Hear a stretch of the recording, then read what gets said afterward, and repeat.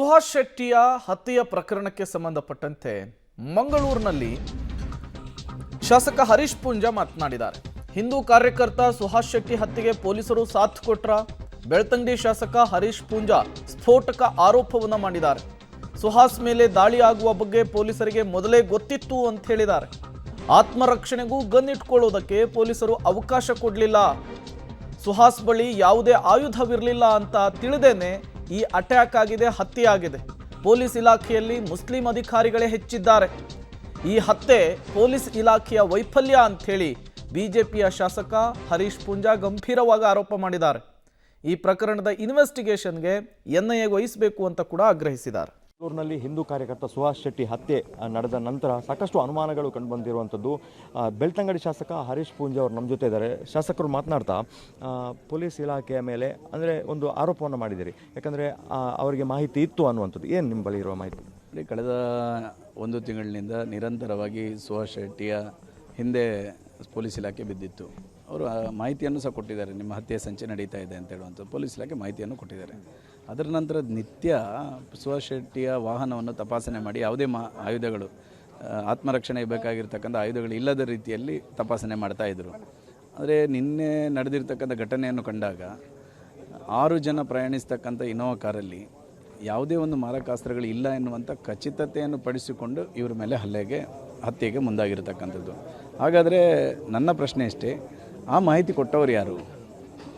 ಒಂದು ಗೊತ್ತಿದ್ದಂಥದ್ದು ಪೊಲೀಸ್ ಇಲಾಖೆಗೆ. ನನ್ನ ಪ್ರಶ್ನೆ, ಈ ದೃಷ್ಟಿಯನ್ನಿಟ್ಟುಕೊಂಡು ರಾಷ್ಟ್ರೀಯ ತನಿಖಾ ದಳ ಇದನ್ನು ಸಮಗ್ರ ತನಿಖೆ ಮಾಡಬೇಕು. ಯಾರು ಇದರ ಹಿಂದೆ ರೂಪುರೇಷೆ ಹಾಕಿದ್ದಾರೆ, ಯಾರು ಇದಕ್ಕೆ ಸಹಕಾರ ಕೊಟ್ಟಿದ್ದಾರೆ, ಎಲ್ಲವೂ ಬಯಲಿಗೆ ಬರಬೇಕು. ಅದರಿಂದಾಗಿ ನನಗೆ ರಾಜ್ಯ ಸರ್ಕಾರದ ಯಾವುದೇ ತನಿಖೆಯಲ್ಲೂ ನನಗೆ ವಿಶ್ವಾಸ ಇಲ್ಲ. ಯಾಕಂತೇಳಿ ಸಿದ್ದರಾಮಯ್ಯ ಅವರು ಈ ರಾಜ್ಯದಲ್ಲಿ ಆಡಳಿತಕ್ಕೆ ಬಂದ ನಂತರ ಹಿಂದೂ ವಿರೋಧಿ ನೀತಿ ಮತ್ತು ಈ ರೀತಿಯ ಹಿಂದೂ ಸಮಾಜದ ಮೇಲೆ ದೌರ್ಜನ್ಯವನ್ನು ನಿರಂತರವಾಗಿ ನಡೀತಾನೆ ಬರ್ತಾ ಇರ್ತಕ್ಕಂಥ. ಅದರಿಂದಾಗಿ ನಾನು ರಾಷ್ಟ್ರೀಯ ತನಿಖಾ ದಳದಲ್ಲಿ ಈ ಹತ್ಯೆಗೆ ಸಂಬಂಧಪಟ್ಟಿರ್ತಕ್ಕಂಥ ಸಮಗ್ರ ತನಿಖೆಯನ್ನು ಮಾಡಬೇಕೆನ್ನುವಂಥ ಆಗ್ರಹವನ್ನು ಮಾಡ್ತೇನೆ. ಭಾಳ ದೊಡ್ಡ ಪ್ಲ್ಯಾನ್ ಇದು. ಅಂದರೆ ಪೊಲೀಸರಿಗೆ ಮಾಹಿತಿ ಸಿಕ್ಕಿದೆ ಅಂದರೆ ಭಾಳ ಹಿಂದಿನ ದೊಡ್ಡ ಪ್ಲ್ಯಾನ್ ಅಂತ ಅನಿಸ್ತಾ ಇದೆಯಾ ಅಂತೇಳಿ, ಅಂದರೆ ಅವರು ಬೆನ್ನತ್ತಿ ಬಂದು ಅದನ್ನು ಕಾಯ್ತಾ ಇದ್ರು ಅಂತ. 100ಕ್ಕೆ 100 ನಾನು ಹೇಳ್ತೇನೆ, ಪೊಲೀಸ್ ಇಲಾಖೆಯೇ ಕೊಟ್ಟಿರ್ತಕ್ಕಂಥ ಮಾಹಿತಿ ಒಂದು ತಿಂಗಳ ಹಿಂದೆ ಹತ್ಯೆಗೆ ಸಂಚನ್ನು ರೂಪಿಸಿದ್ದಾರೆ ಅನ್ನುವಂಥದ್ದು. ಸೊ ಆ ಒಂದು ಇನ್ಫಾರ್ಮೇಷನ್ ಇದ್ದಾಗ ಪೊಲೀಸ್ ಇಲಾಖೆ ಅವರ ರಕ್ಷಣೆಯ ದೃಷ್ಟಿಯಿಂದ ಅವರಿಗೆ ರಕ್ಷಣೆಯನ್ನು ಕೊಡಬೇಕಿತ್ತು ಪೊಲೀಸ್ ಇಲಾಖೆ. ಇಲ್ಲದಿದ್ದರೆ ಅವರಿಗೆ ಆತ್ಮರಕ್ಷಣೆಗೋಸ್ಕರ ಆಯುಧಕ್ಕೆ ಅನುಮತಿಯನ್ನಾದರೂ ಕೊಡಬೇಕಿತ್ತು. ಇದು ಎಲ್ಲವನ್ನು ತೆಗೆಸಿ ಬರೀ ಕೈಯಲ್ಲಿ ಅವರನ್ನು ಓಡಾಡಿಸ್ತಕ್ಕಂಥ ಕೆಲಸದ ಹಿಂದೆ ಯಾವ ಉದ್ದೇಶ ಇದೆ?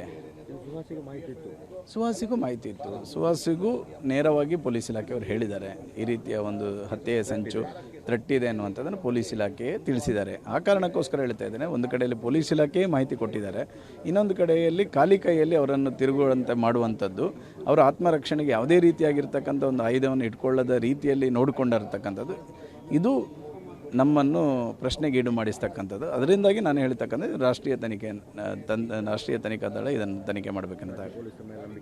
100ಕ್ಕೆ 100 ಕಳೆದ 5 ವರ್ಷ, ಹಿಂದಿನ 5 ವರ್ಷ ಸಿದ್ದರಾಮಯ್ಯ ಸರ್ಕಾರ ಏನು ಮಾಡಿತ್ತು ಅಂತ ನೋಡಿದ್ದೇವೆ. ಎಷ್ಟು ಹಿಂದೂ ಕಾರ್ಯಕರ್ತರ ಹತ್ಯೆ ಆಗಿತ್ತು ಅಂತ ನೋಡಿದ್ದೇವೆ. ಈಗ ಏನು ನಡೀತಾ ಇದೆ ಅನ್ನೋಂತ ನೋಡಿದ್ದೇವೆ.